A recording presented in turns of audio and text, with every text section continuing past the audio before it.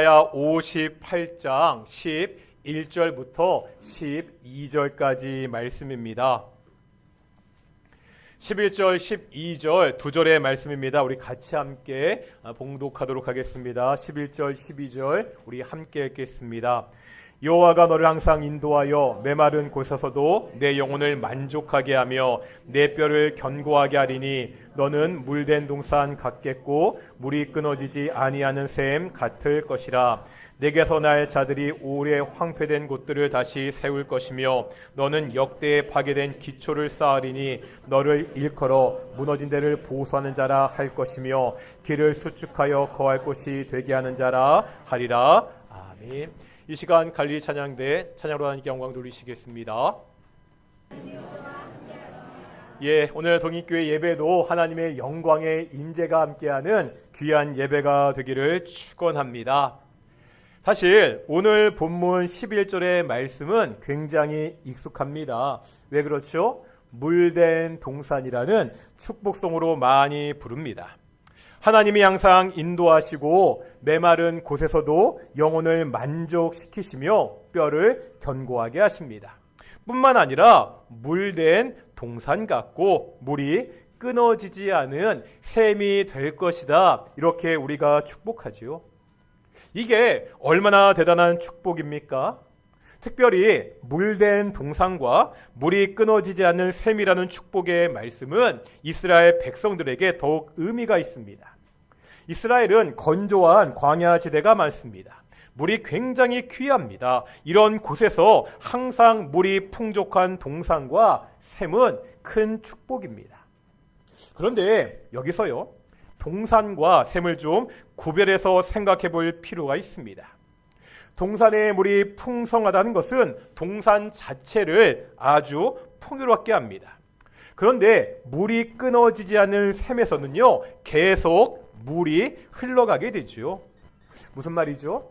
자기만 복을 누리는 것이 아니라 다른 사람에게 그 복을, 내가 받은 복을 흘려보내는 사람입니다. 그러기에 누군가를 향해 물된 동산이 되기를, 마르지 않는 샘이 되기를 축복하는 것은 나의 풍요를 통해서, 나를 통해서 다른 사람들 역시 풍요로워지기를 축복하는 것입니다. 다시 말하면 다른 사람들을 위해 흘려보내는 그 삶이 복받은 인생이다 말씀하고 있습니다. 우리가요, 오늘 11절과 12절 말씀만 보았지만 1절부터 자세하게 살펴보면 이 사실을 더욱더 확실하게 알 수 있습니다. 오늘 본문인 이사야 58장을 보면은요, 같은 상황을 두고서 전혀 다르게 판단하는 시각 차이가 나타나 있습니다. 하나님과 이스라엘 백성의 시각 차이입니다. 먼저 1절인데요. 1절에 보면 이스라엘 백성에 대한 하나님의 평가가 나와 있는데 하나님이 이스라엘 백성에 대해서 이렇게 말씀하고 있죠. 읽어보겠습니다. 시작.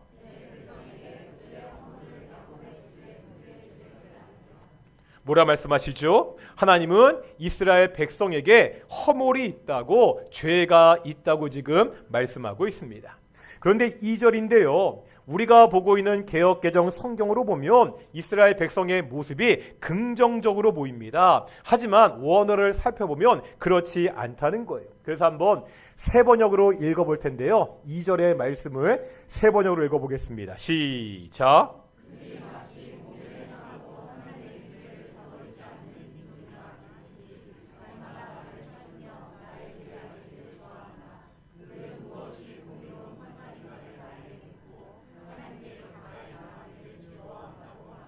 이게 2절은요, 하나님이나 다른 사람들의 평가가 아니라 이스라엘 백성들이 스스로 자기 평가하는 겁니다.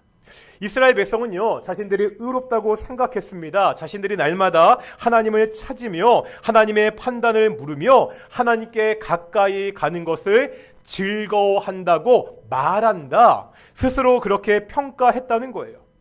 이것이 이스라엘 백성이 스스로 평가하는 자신들의 신앙 상태입니다. 그런데 아까 1절에 하나님은 뭐라 평가했죠? 이스라엘 백성에게 죄가 있다고, 허물이 있다고 그렇게 평가하고 있습니다.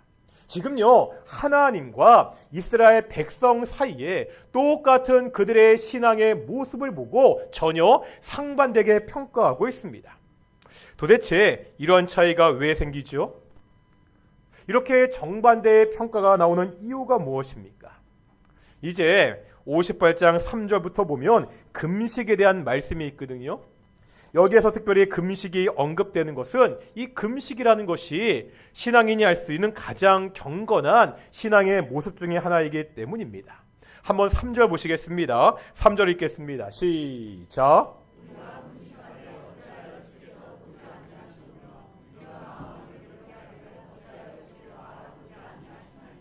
3절에 보니까 지금 백성들이 하나님께 따지고 있습니다.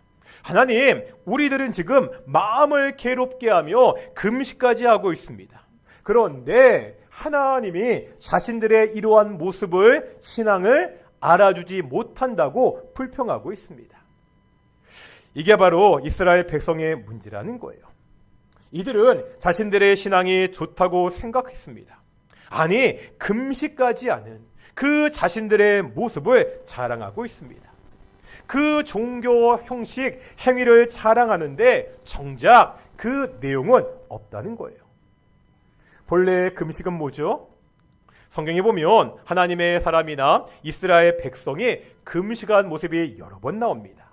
이 금식은 무엇보다 회개와 성결을 위한 것이었습니다. 하나님 앞에서 자신의 죄를 고하고 성결을 다짐하면서 금식했습니다. 그런데 오늘 본문에 나와 있는 이스라엘 백성은 다르다는 거예요. 지금 이 사람들은요, 이 금식을 가지고 하나님과 거래하고 있습니다. 하나님, 우리가 이렇게 금식하고 있으니까 하나님도 이 정도는 해 주셔야죠. 이렇게 하고 있다는 거예요. 우리가 이런 실수를 하기 쉽습니다. 예를 들어서 11조로에 대해서 이야기하면 많이 이야기하는 성경 본문이 있죠. 말라기서입니다. 이런 내용입니다. 사람이 하나님을 시험해서는 안 된다. 하지만 한 가지 예외가 있는데 그게 뭐라는 거예요? 11조라는 거예요. 온전한 11조를 들여서 하나님을 시험해보라고 그렇게 이야기합니다. 하나님이 반드시 축복하시는지 안 하시는지 시험해 보라고 합니다. 이렇게 말하는 것은 말라기의 말씀을 오해한 것입니다. 강조점이 달라요. 말라기에서 말하는 11조는 축복의 수단이나 하나님을 시험하는 도구가 아닙니다. 이스라엘 백성들이요, 자신의 죄를 회개하고 하나님께 돌아왔다는 증거입니다.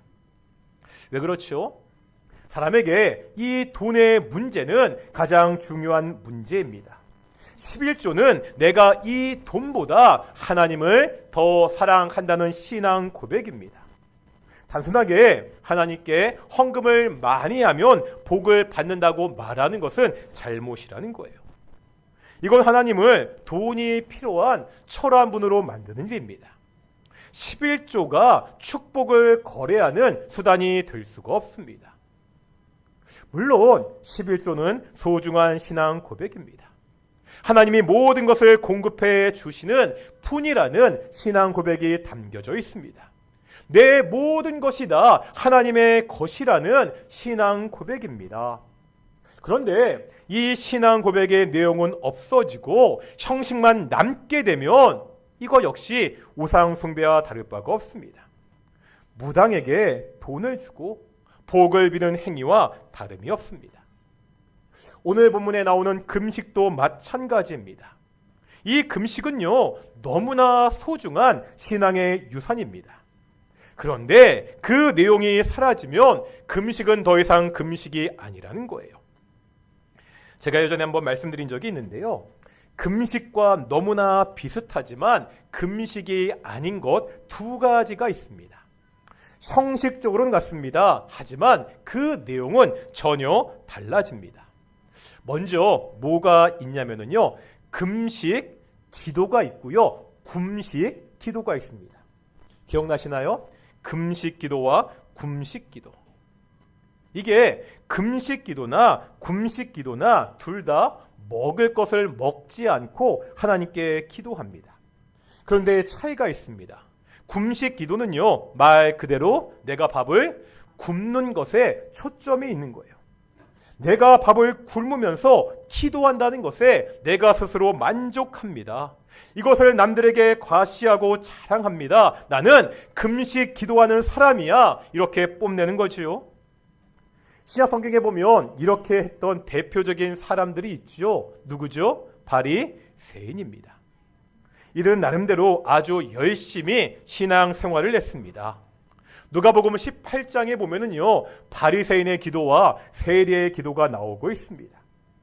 바리새인들은요, 하나님께 기도하면서 저쪽 구석에서 기도하는 그 세리들과 자신을 비교합니다. 하나님, 나는 저들과 다릅니다. 하나님, 나는 일주일에 2번씩 금식하고 있습니다. 이렇게 하나님께 자랑하며 기도합니다. 금식은 하나님 앞에 겸손히 나아가는 것입니다. 그런데 금식이 자기 자랑이 되고 말았습니다.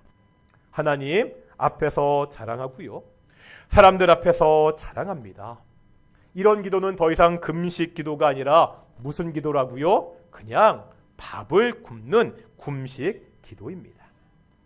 또 있습니다. 금식 기도와 비슷하지만 다른 기도가 있습니다. 두 번째는요, 단식 기도입니다. 단식 기도, 좀 어색하지요? 원래 이 단식이라는 말 뒤에는 기도라는 말보다 어떤 말이 붙어야 좀 자연스럽죠? 단식, 투쟁. 그렇죠? 투쟁이라는 말이 붙어서 단식, 투쟁 이렇게 해야 자연스럽습니다. 단식 기도는 마치 이런 기도라는 거예요. 하나님께 투쟁하는 거예요. 하나님께 떼쓰는 겁니다. 아이들을 키울 때 보면은요, 밥 먹는 거 가지고 엄마한테 떼쓰잖아요. 내가 원하는 것을 들어주지 않으면 나 밥 안 먹겠다고 하면서 고집을 부립니다. 단식 기도는 마치 이렇게 하는 겁니다. 하나님께 떼를 부리며 협박하는 겁니다. 하나님, 내가 지금요 밥도 안 먹고 기도하고 있습니다. 이 기도 들어주셔야 됩니다. 안 그러면 나 죽어버리겠습니다. 금식 기도는 이렇게 하나님을 협박하고 때를 쓰는 것이 아닙니다. 밥을 안 먹는 것이 무기가 되어서 하나님을 겁주는 것이 아니라는 거예요. 내가 아무것도 할 수 없다는 것을 밥을 굶어가며 하는 신앙 고백이 금식 기도입니다. 밥을 굶어가면서 내가 전적으로 무능력하기 때문에 오직 하나님만 의존할 수밖에 없습니다. 하나님이 도와주셔야 됩니다. 이 신앙 고백으로 드리는 기도가 금식 기도입니다. 금식 기도는 굶식 기도도요, 단식 기도도 아닙니다. 그런데 오늘 보면 이스라엘 백성에게 금식 기도가 굶식 기도가 되었습니다. 금식 기도하는 것이 하나님 앞에 자랑이 되었습니다. 또 단식 기도가 되었습니다. 우리가 단식을 했으니까, 밥을 굶었으니까 자신들의 요구를 들어달라고 떼를 쓰고 있습니다. 신앙의 내용은 사라지고 그 형식만 남아 있습니다. 형식은 대단하지요. 지금요, 이스라엘 백성들은 자신이 할 수 있는 최고의 형식을 가지고 금식하고 있습니다. 5절에 보니까 이들이요, 머리를 갈대같이 숙이고 굵은 배와 재를 폈다고 그렇게 나옵니다. 이런 겁니다. 배옷을 입고 재 위에 앉아서 하나님께 머리를 조아려 기도하고 있습니다. 정말 신앙적으로 보이지 않습니까? 누가 보더라도 경건한 모습입니다. 그런데 문제는 하나님이 이 모습을 보시면서 이렇게 말씀하십니다. 이것이 어찌 내가 기뻐하는 금식이 되겠으며, 이것이 어찌 내가 기뻐하는 금식이 되겠느냐?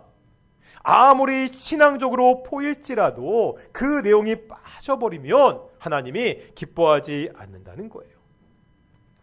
이렇게 내용이 사라지니까 이들의 금식에는 진정성이 없습니다. 금식을 하면서도 여전히 죄를 짓습니다. 3절과 4절에 보면 금식을 한다고 자랑하는 이 백성들이 어떻게 살았는지 나오고 있습니다.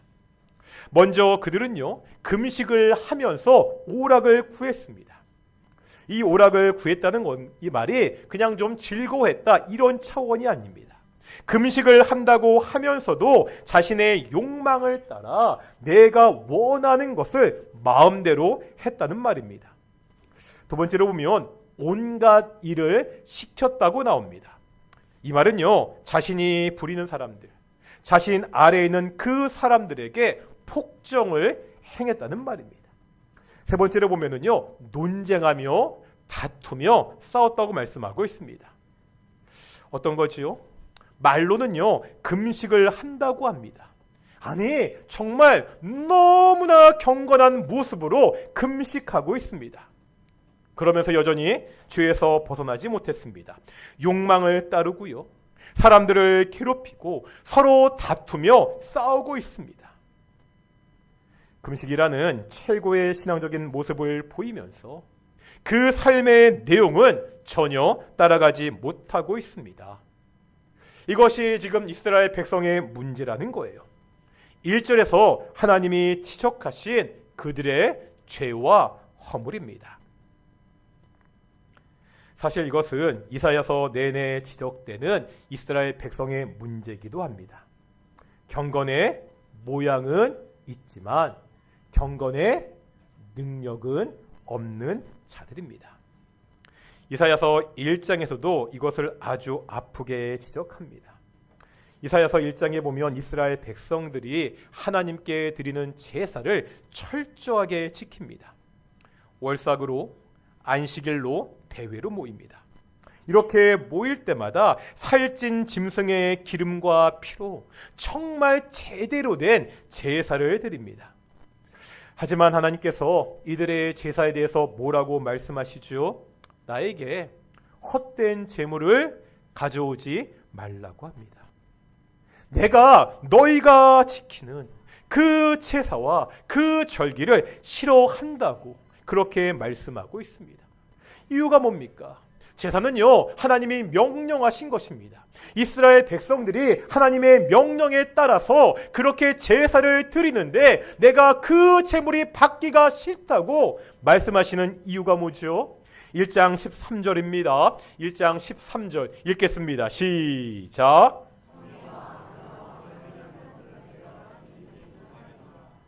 이유가 뭐라고요? 때마다 하나님 앞에서 제사를 하면서 여전히 악을 행하고 있습니다. 성애와 더불어 악을 행하고 있습니다. 제사를 드리는 그들의 손에 악한 피가 가득하다는 거예요. 하나님이 이러한 제사를 받지 않겠다고, 아니 내가 싫어한다고 말씀하고 있습니다. 우리의 신앙은 종교 행위를 얼마나 많이 하느라로 결정되지 않습니다. 그러면 하나님이 기뻐하시는 금식은 무엇입니까? 오늘 본문 58장 6절과 7절에 보면 하나님이 기뻐하는 금식이 나오고 있습니다. 우리 한번 6절과 7절 함께 읽겠습니다. 시작.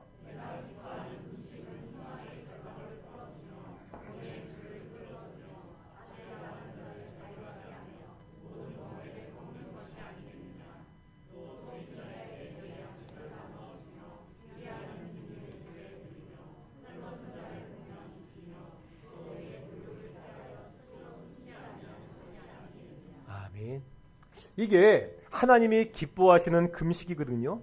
그런데 금식은 굶는 건데 지금 이 굶는 이야기는 하나도 없습니다.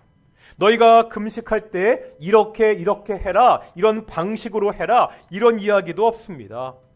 뭐죠? 금식 기도라는 행위 이전에 이들이 가지고 있어야 되는 신앙인의 모습이 무엇인지를 말씀하고 있습니다. 정말 하나님이 기뻐하시는 신앙의 모습이 어떠한 것인가를 말씀하고 있습니다.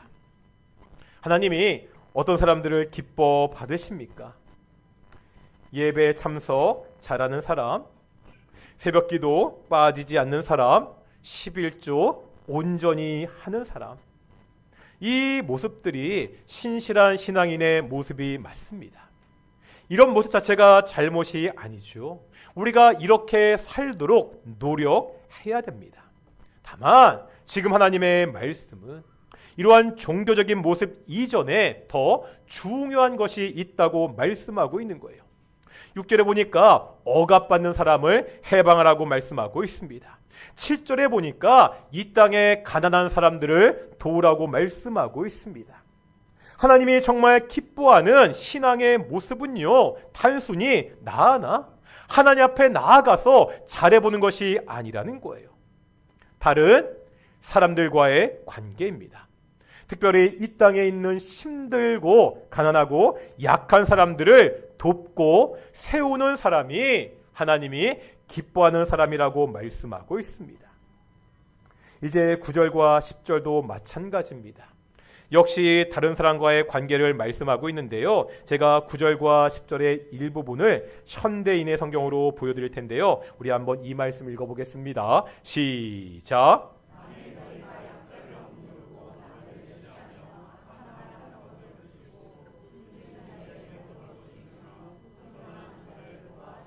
뭐라 말씀하고 있죠? 약자를 억누르지 말아야 됩니다. 다른 사람을 멸시하지 말아야 됩니다. 다른 사람에게 악한 말을 해서는 안 된다는 거예요. 굶주린 자에게 먹을 것을 주고 고통받는 자를 도와야 됩니다. 이것이 하나님이 기뻐하시는 일이라는 거예요. 왜 그렇죠? 마태복음 25장에 보면 이것에 대한 중요한 원리가 한 가지 나옵니다. 마태복음 25장 40절입니다. 25장 40절 읽겠습니다. 시작.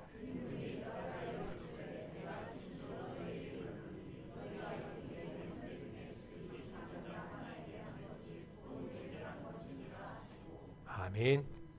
우리의 신앙이라는 것은요, 우리의 종교 행위를 통해 드러나는 것이 아니라 주변에 있는 사람들을 대하는 태도로 드러나게 됩니다. 특별히 연약하고 작은 사람들, 그 사람들에게 어떻게 대하느냐, 그 태도에 의해서 결정된다는 거예요.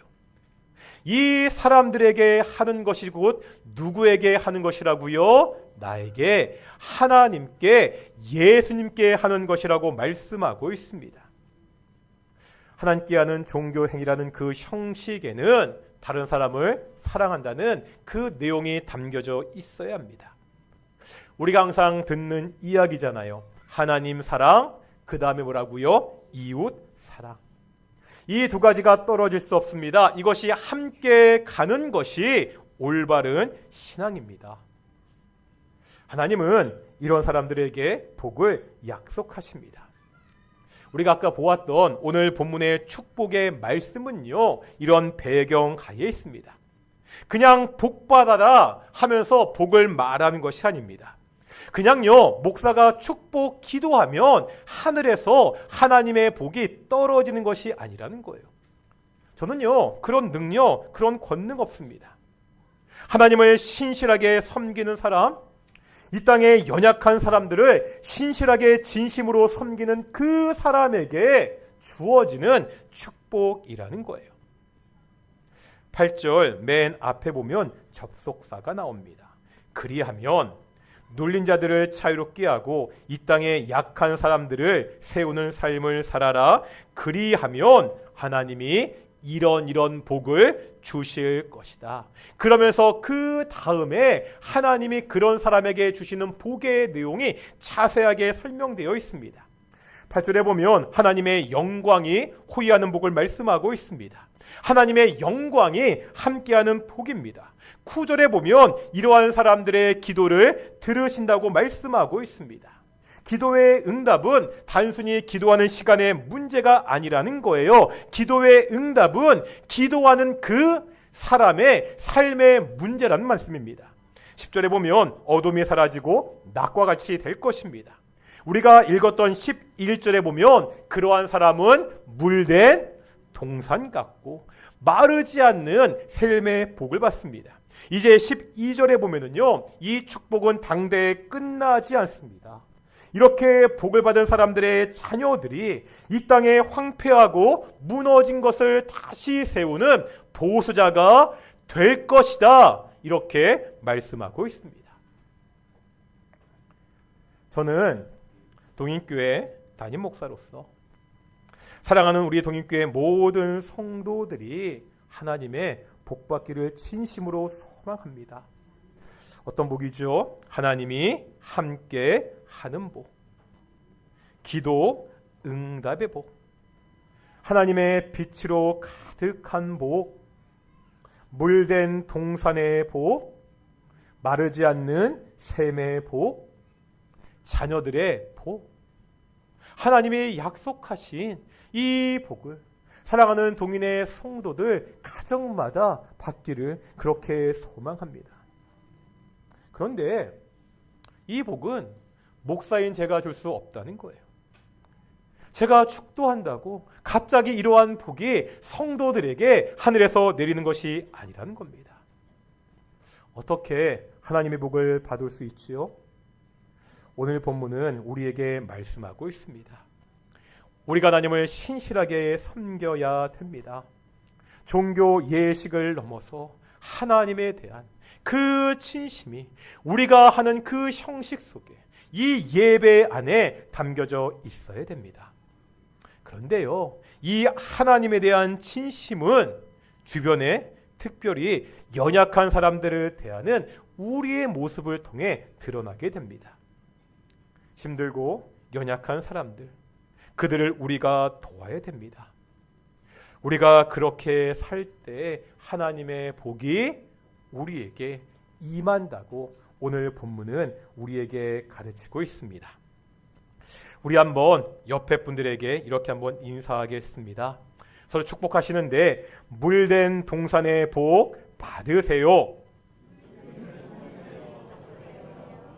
다시 한번 인사하실 텐데요. 마르지 않는 샘의 복 받으세요. 아멘. 물된 동산과 같이 항상 풍성한 삶을 누리는 동인의 성도들이 되시기를 축원합니다. 마르지 않는 샘과 같이 내가 받은 그 풍성함을 다른 사람들에게 흘려보내는 우리 동인의 성도들이 되시기를 축원합니다. 우리 잘 아는 찬양, 주님 너를 항상 인도하시니